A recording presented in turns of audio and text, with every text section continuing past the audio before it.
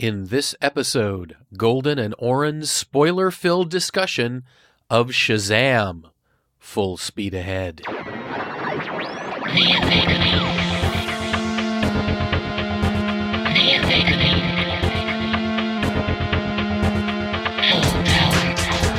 Welcome to the Omega Beam number 38.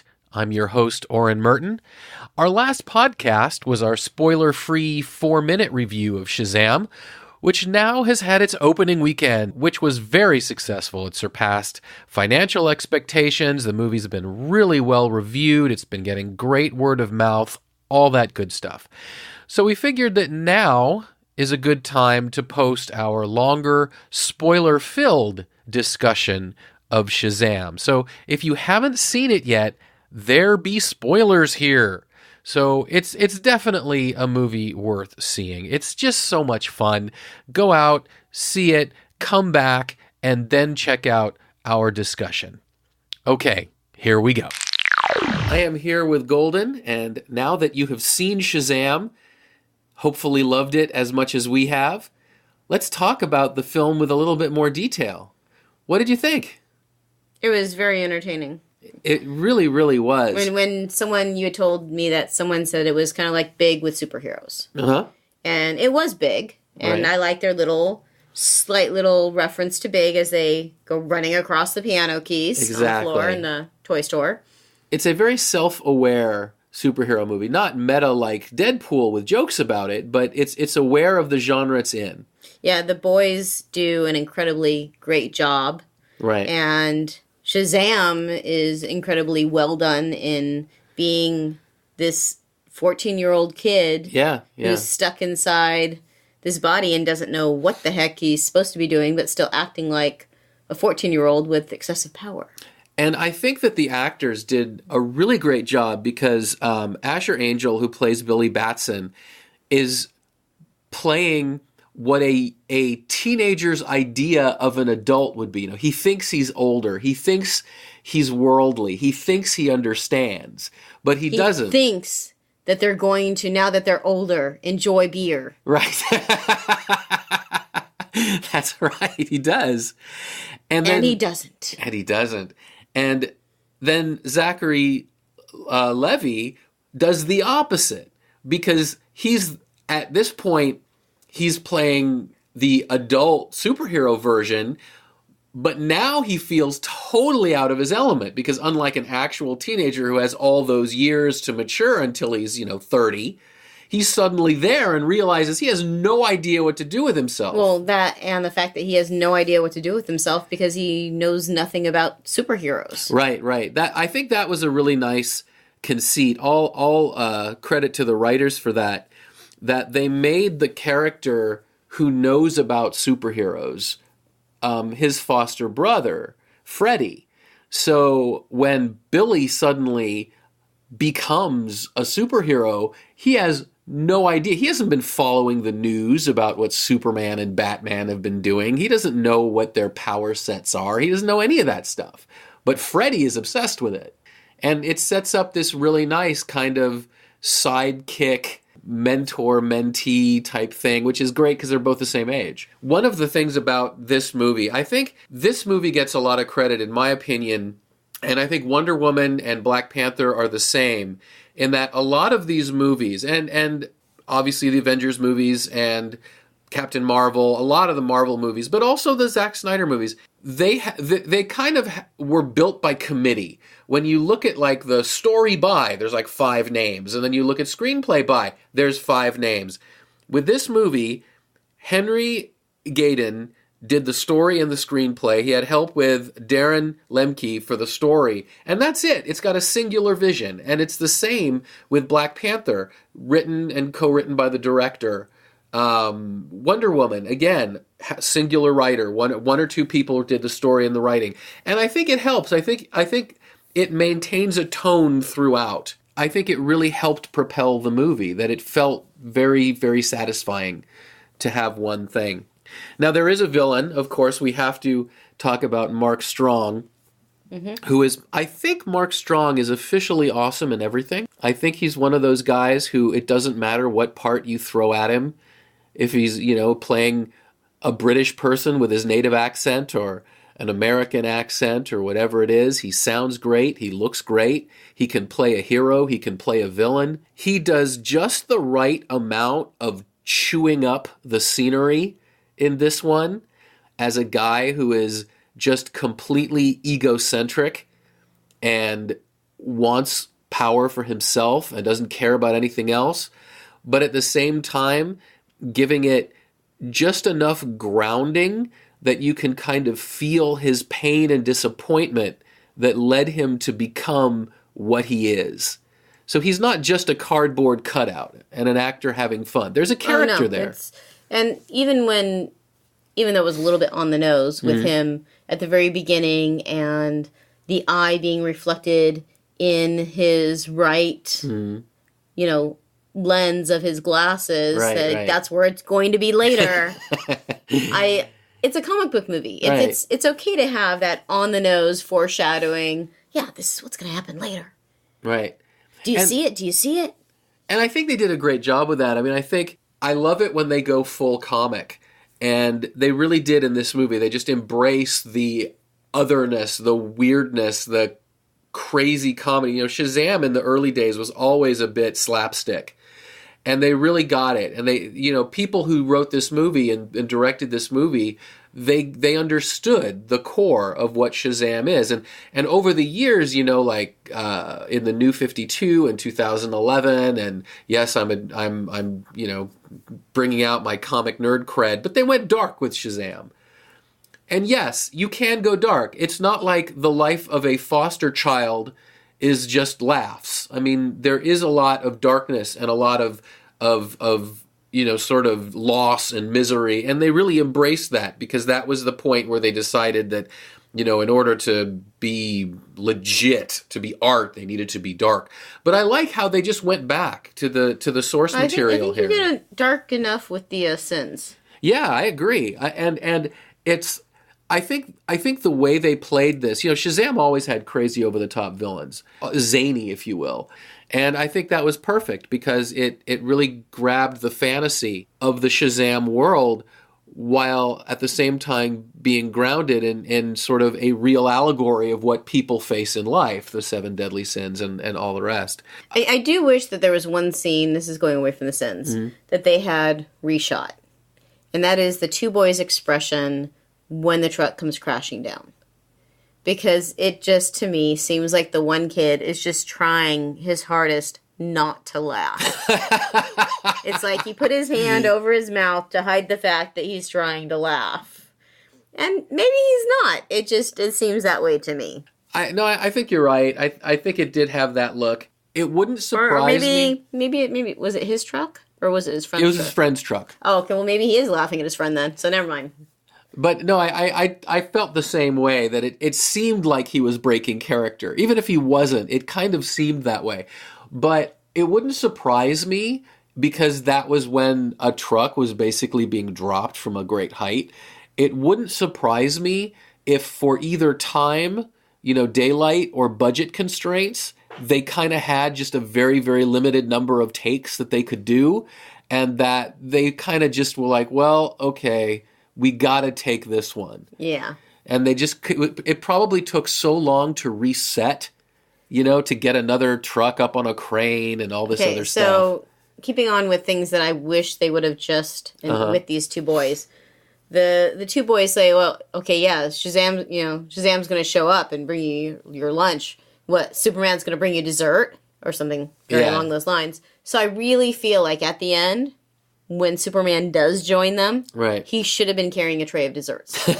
That would have been funny, definitely. Because I think that would have definitely fit more into what was said earlier and seeing that happen later. As an aside, for those of you who follow the entertainment news like I do, it made news like 3 or 4 months ago that Warner Brothers could not reach an agreement with Henry Cavill to do a cameo for Shazam. Henry Cavill himself did a very cryptic and odd Instagram video of only a few seconds long where he had some classical music or whatever going on in the background. He was wearing a Kryptonian workout t-shirt and he was holding a Superman doll. and he lifted it up into the camera, and then he pulled it back down below the camera line. And the headlines were, "Is this it for Henry Cavill? Is he done? Is Warner Brothers deciding to go a different way now?" Because apparently they were in negotiations. I don't know if Henry Cavill wanted too much money, or if they needed, because he was working on other things, that it was the timing and not the money or whatever. But Warner Brothers just pulled out and said, "You know what? It's fine," and just walked away. And so there was a big thing about, is this it for Henry Cavill? And I thought that meant, oh, so I guess there's no Superman in Shazam. So it was definitely a surprise. Even though I knew all this going in, it was still a very pleasant surprise to me to see a Superman. You don't see the above the neck, so it's not clear that it's not Henry Cavill. But I did get a kick out of seeing Superman, because I truly did not expect there to be a cameo from Superman at all because of what I'd read. So that was neat. Let me see. I think the special effects were good. I think they may not have been the absolute greatest you'll find in, Avengers or whatever movies, but I think they were realistic enough for what they were doing.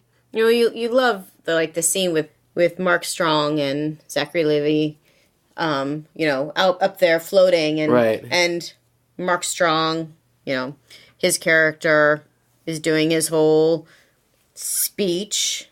Right, his villain Savannah. monologue. So Thaddeus Savannah is doing this speech about, and he's like, are you doing some sort of speech? Because I can't hear you. Right, they're separated by a few buildings. Very well by zooming in on one, then zooming in on the other. And I was kind of surprised that he knows what a supervillain speech is, but right. You have things like that. You have, each one of them shouting, "Supervillain, supervillain, supervillain!" Right. That just bring it back to the fact that they're 14 years old. Right. And we do have to give credit also, the movie, the main energy of the movie is watching Zachary Levi and Jack Dylan Grazer sort of explore Shazam's power. Towards the end of the movie, they bring in the entire family. Back in the day, it was the Marvel family. When I looked on IMDb to get the actors' names for this podcast, I noticed that they had it written as they have Mary Shazam instead of Mary Marvel. And I thought, that's cool, actually. I enjoy that. I thought that was good. But I liked how they brought in the whole Shazam family, because I think that is an important point. There is one seat empty, though. Is there one seat empty? Because there were 3 seats on either side of his in the lair. Ah, yes. So you have... There could be more. Yeah, you have Mary. Right. You have Darla. Right. Then you have Eugene. Right. You have... what's the... The larger Hispanic foster kid. Yeah, I'm looking at the... right. So you have Darla, you have Eugene, you have Pedro. Pedro, yes. And Billy and Freddie. And Billy and Freddie. Right. Well, no, because Billy has the main seat. Right, he has the main seat. So that leaves one seat empty in their lair. So there could be another one at some point. And we should say, we talked about how there are feels in the movie as well, that it's not just for laughs. There are legitimate emotions. And there were times when I was pretty moved, and it doesn't, as much as it's about having fun, it doesn't shy away from emotional moments. And I think the parents of the Foster family, and I have to give credit to the actors, Cooper Andrews and Marta Milans, who play Victor and Rosa Vasquez. I mean, they really play a set of foster parents who, they're not pushovers, they're not absentee parents. They do try and give their kids enough space, and they love them. They legitimately do it out of love, and you can feel it. Even when Billy doesn't feel it, you feel it. And I think that's where some of the poignance comes in, because as an adult, I think, and maybe even as a kid, you can just look at these parents and know that they're really doing what they can to give these kids without a home. And it is taken for granted a lot of the time. And they do it very well. They do it like they're not looking for reward. That it is its own reward. Well, because as they've said, they've been there. Right. They've experienced what it's like to be a foster kid. Right. And these are the days of all of these movies trying and succeeding in a lot of cases in bringing diversity into the superhero world. As you might imagine, in the 1940s, everybody was whiter than snow when these characters were created. And I thought that they did a wonderful job of spreading the wealth to make it look like America. And I think they did a great job of making it a really multicultural family. And it wasn't an issue. It wasn't like, oh, this person is playing to this ethnic stereotype and this person is playing. No, they just were what they were. Mm-hmm. And I thought it was done incredibly well. And really, it's hard to find fault with this movie. I mean, its Rotten Tomatoes is very big right now. It's 92% and it's got a lot of reviews. And of course, I agree. But it's at the point where 9 out of 10 reviewers have given it a positive review. I almost wonder what that one person out of 10 wasn't liking. I mean, I can understand that this movie just kind of not being your thing, but I can't see looking at it and saying this movie is flawed. It may not be to your taste, but it's... Well, at this time, there are 123 reviews. Yes. And it's sitting at 93%. Oh, so it's actually gotten higher over time. Very nice. So, yeah, I mean, it is. It really is that good. And this is the critics' consensus. An effortlessly entertaining blend of humor and heart. Shazam is a superhero movie that never forgets the genre's real power. Joyous wish fulfillment. Exactly. That is what it is. I mean, it's a movie that you walk away completely satisfied. Oh, and even the credits are so entertaining. Absolutely. The credits are just absolutely entertaining. They did such a good job with that. They did. They absolutely did.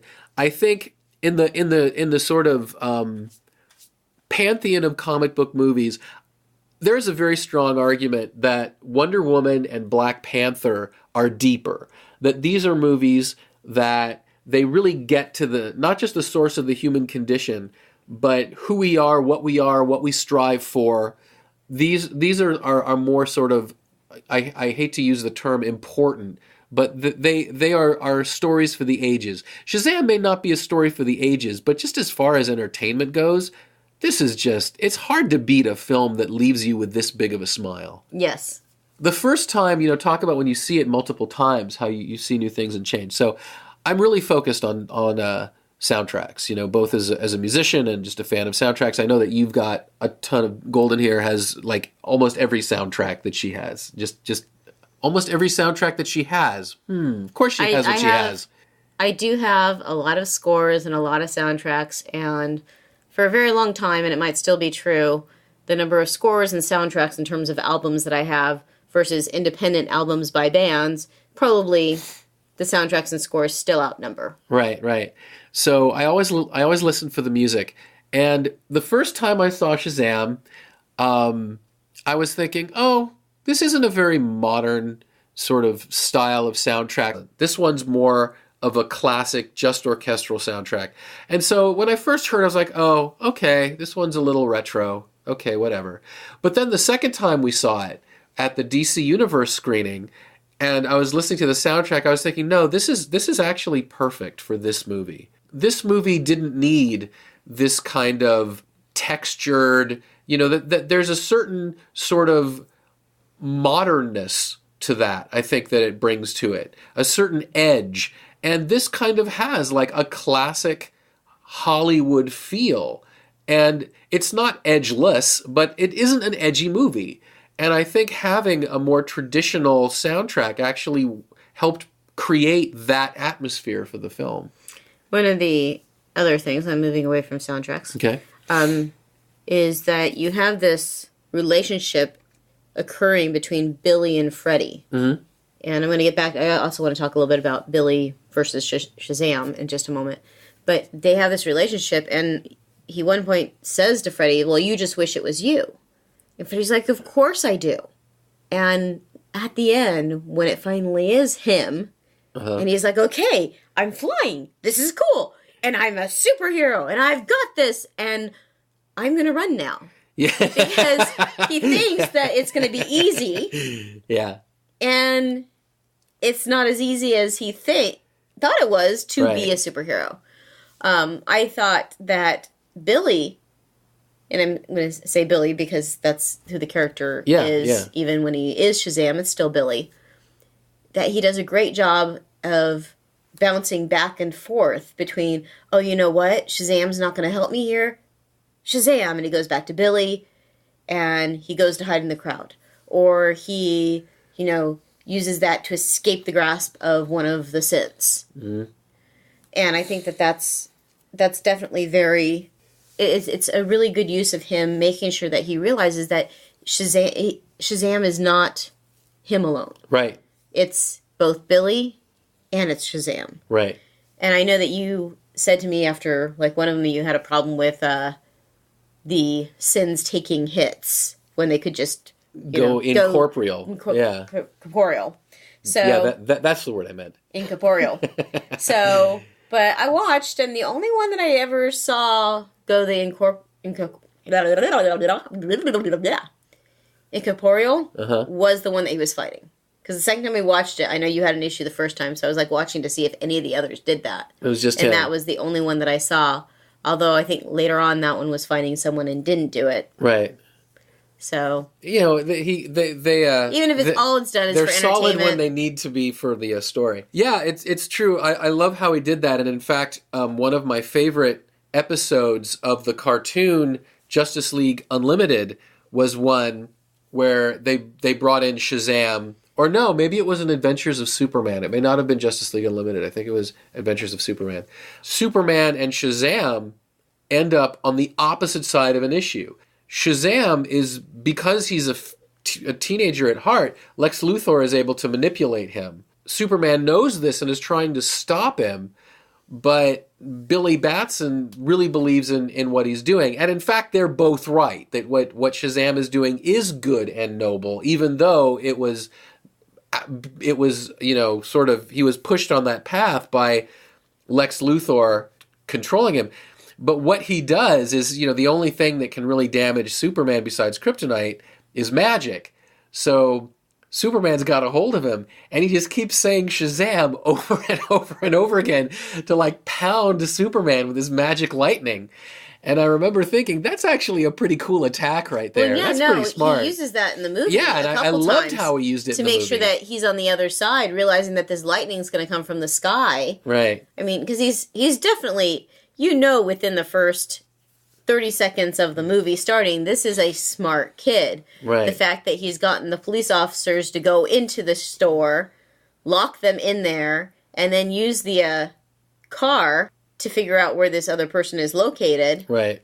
And even the officer at the very beginning, I just really appreciate, and hey, kudos to the writers. Right. For hey, did you at least, save me some of the fries? Right. I mean, because the police officer realizes that this kid's not dangerous. Right. He's not really out to harm anyone. Right.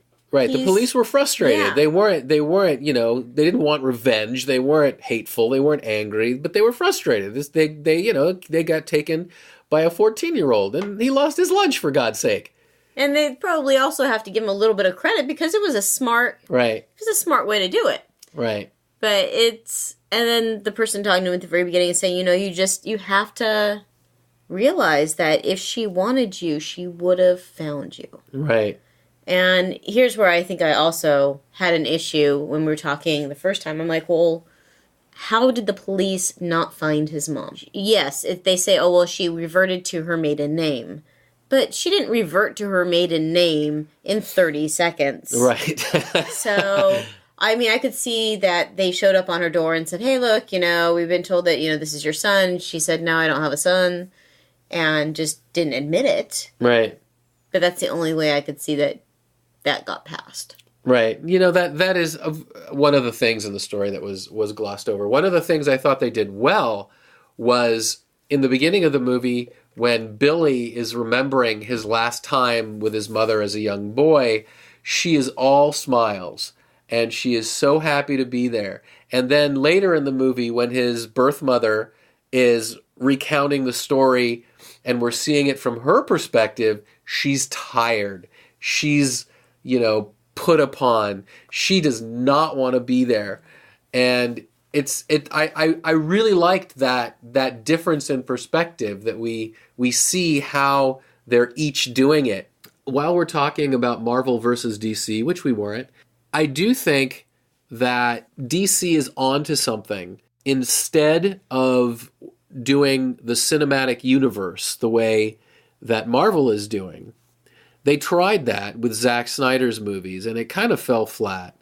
So I think they're really onto something now by just letting directors with vision helm their own movies with, loose connections. Like, we know that in the world of Shazam, Superman and Batman exist. We know that in the world of Aquaman, he did the things he did in Justice League. But they're not really mentioned. The other characters exist, but they're not part of the story. So they're telling standalone stories. And I think they're doing it really well.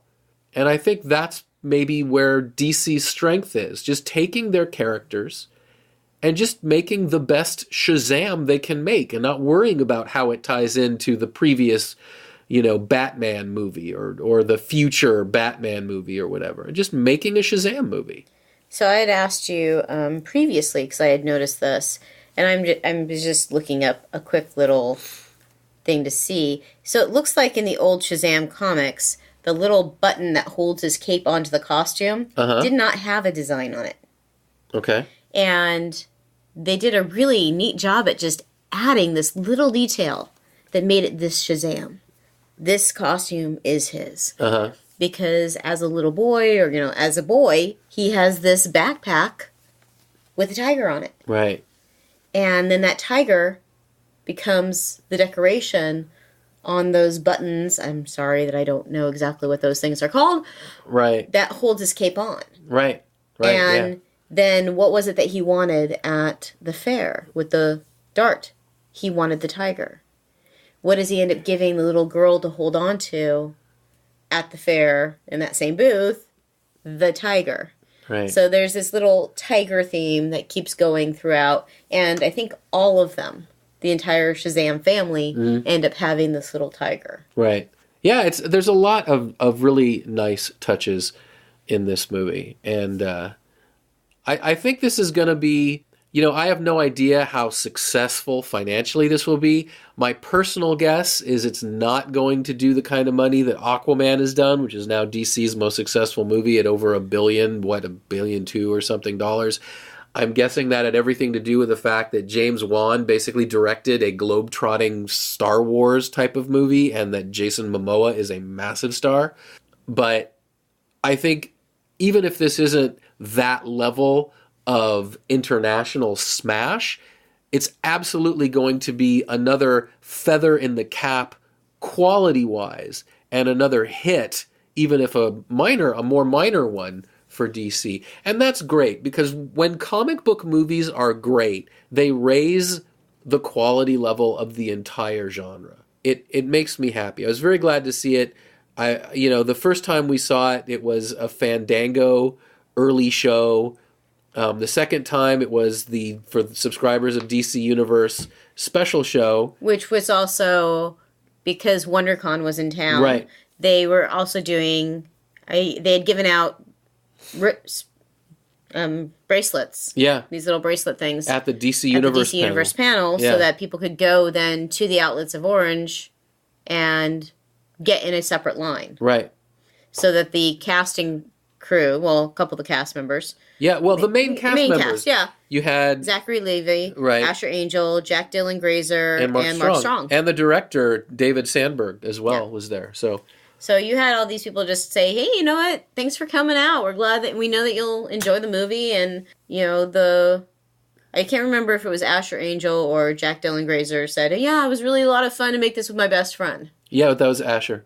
So it was just, I mean, I could always look because I you videotaped it. I filmed the whole thing. Yeah. So, well, most of it. So it was just kind of nice. And then they leave the theater and like 40 other people just follow them out. And who are they? Yeah. We don't know. DC Universe people. We don't know. Yeah, that screening was actually kind of fun because they gave us a comic, they gave us posters. They were really pushing Doom Patrol. Yeah, they're really pushing Doom Patrol. For those of you and they also, for every single person that was there, they could go get a large drink, large popcorn, and candy. Right. So they were and it was a free screening, by the way. Yeah. So it was, they took care of us, and that was very nice. For those of you who are DC fans... Okay, we're going to back up for 1 second. Backing up. So, when we got in line, because the line said, line up promptly at 6, do not line up early. So, at 5 o'clock, of course, there was already a line. There were maybe 40 people in front of us. Yeah. By the time we got into the theater and were lined up, there were about 150 people in front of us because, of course, every single person there was waiting for their entire family and friends and holding places. Which was a little irritating, but we know that's what happens. And right. I mean, there were probably, 300 seats in the theater? More? Around there? No, I'm not sure. Yeah, there were definitely, there was no danger we weren't going to get in. So we weren't frustrated like, oh my God, we're not going to see the movie. Well, the first three rows in the middle. Right, were reserved. So that was probably where a bunch of the DC Universe people were. And I was going to say, for those of you who are DC fans, I subscribed to DC Universe pretty much as soon as I heard about it at Comic-Con. But apparently you should have done it at Comic-Con after waiting in a 3-hour line. Right. So that you could get a free t-shirt. That's right. I did not get the free t-shirt, but so it goes. And just in case, we also met a new friend in line, Jeff. Thank you, Jeff. It was a lot of fun meeting you in line, and then again waiting for the 20-minute line for the concession stand to get your free stuff. Yeah, if you like DC Comics and you want to see the old DC shows, read DC Comics online, the guided view on your mobile devices or your Apple TV or whatever, it's probably worth it for you. And especially since they said that they're going to be making everything available. Everything. Everything older than 12 months. Like, new comics are only going to be available in the stores or in the sort of real-time comics app. About like House of Mystery. Oh, those are going to be there. And actually, those may be so rare they're not there. I don't know. But I know they're going to digitize 20,000 of their archival comics. So that should be pretty cool. And they do have some original stuff. They have, if you've got kids who love the DC Superhero Girls shorts, they're all new for DC Universe only. They have a Justice League, a Young Justice series for the first time back in years on DC Universe. And they have a few live action shows. So Titan had season 1, Titans, and it was good. It was way better than I thought it would be. I would not consider that a show for young. No, that's a show. Audience. That's a show for that's more. Doom Patrol, I would also not consider necessarily. Right, these are more the adult programs. But Titans was watched the entire season of that, and it was much better than I anticipated. I did not have high hopes for it, and I was watching it mostly out of curiosity. But then it turned out to be really good. And we've only watched the first episode of Doom Patrol, but it was really good. And I think that it's good enough that DC Universe realizes they can use it to try and push their whole service. So I think they're really pushing Doom Patrol because they know that they got something and they want to share it with people. And it's a tough world we live in as for streaming services because there's so many. Everybody wants their own streaming service and everyone's trying to compete with content. And so the question is, how much content can you add? And I know that Shazam, bringing it all full circle to Shazam. I know that Shazam, for example, when it's not going to be streaming on Netflix or whatever. It's going to be streaming on DC Universe when it's out of the theaters. So I think if you like these kind of movies and TV shows and comics and stuff, it's probably worth subscribing. It's not that expensive. I think it was like $6 or $8 a month. It was like $75 for the year, I think. So that's like $8. Do you get a discount if it's for the year? I think you did actually. I think it may have been like $8 for the year, $8 a month, or like $75 a year. So you saved a little bit or something like that. So it's definitely worth doing. And Shazam will be playing on it at some point. But I recommend you go see it in the theaters because it was fun to see in the theaters. And that's why, even though, first we booked our opening weekend show, but then we got these other screenings before it. But we're still going to the opening weekend show because it was just so much fun. Why not see it again? Yeah, I still don't know what Eugene shouted at the end. I know it was probably something related to some game. Oh, yeah.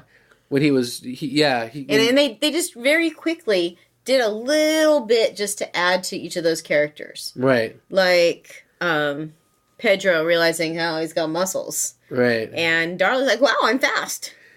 And when she saves a guy dressed as Santa Claus, she treats him like he's the actual Santa. Oh my God, I can't believe you're here! Because she's young and still believes in Santa Claus. It's kind of interesting to see the one playing Mary. Uh-huh. Because she was on, I know her from Hawaii Five-0. Okay. And on there, she was a kick-ass, nothing, woman, and basically a hero. Right. She was already playing a hero, and here she's Michelle Borth. Right. She's a hero again. Right. In Shazam. It's just a little bit more outlandish. Right. Now she can fly, and she has a cool costume. Yeah. She's the only one wearing a skirt.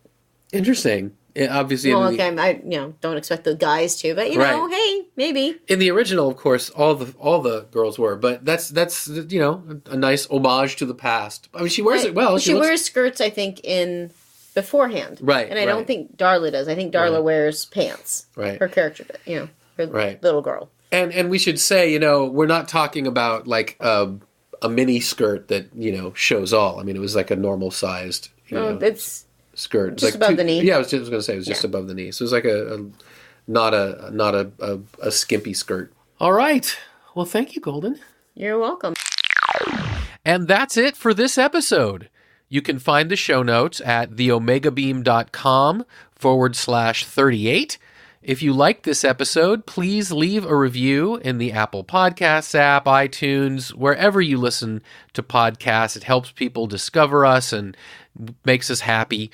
If you have any comments or questions, suggestions for panels you'd like us to do, any of that kind of thing, please email at info@theomegabeam.com. Be good to yourselves and each other, and catch you next time.